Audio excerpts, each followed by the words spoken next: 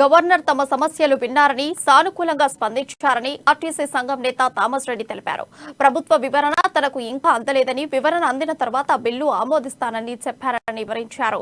కార్మికుల ప్రయోజనాలే తనకు ముఖ్యమని గవర్నర్ చెప్పారని పేర్కొన్నారు. త్వరలోనే బిల్లు ఆమోదం పొందుతుందని ఆశాభావంతో ఉన్నట్లు థామస్ రెడ్డి వెల్లడించారు. మేము చేస్తున్నటువంటి పోరాటము మా ఇబ్బందులు కష్టాలు పోతాయి. ఇలా ప్రభుత్వంలో విలీనమైన ఆర్టీసీ వాళ్ళు బాగుపడతారు, వాళ్ళ జీవితాలు బాగుపడతాయి, జీతాలు పెరుగుతాయి, సస్పెన్షన్లు రిమూవల్లు ఈ గొడవలు ఉండవు, వాళ్ళ ఆకలి చావులు ఉండవు. మొన్నటి వరకు చాలా మంది ఆత్మహత్యలు చేసుకున్నారు, అవన్నీ ఉండవు. కాబట్టి చేయాలి.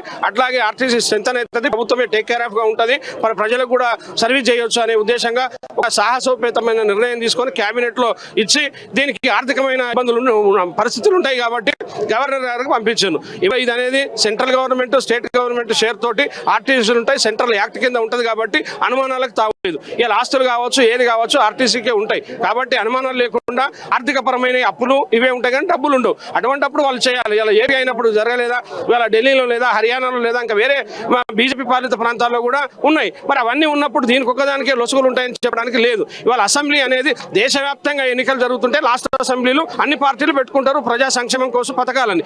దాంట్లో భాగంగా ఆర్టీసీ పెడితే గవర్నర్ గారు ఇవాళ నిన్ననేమో గవర్నర్ బిల్డింగ్ నుంచి మాకేమీ లేదు అన్నారు. తర్వాత మాకు వచ్చిన దఫ్తర్ వచ్చిందని చెప్పాను. ఆ తర్వాత మేడం గారు లేరు. 8వ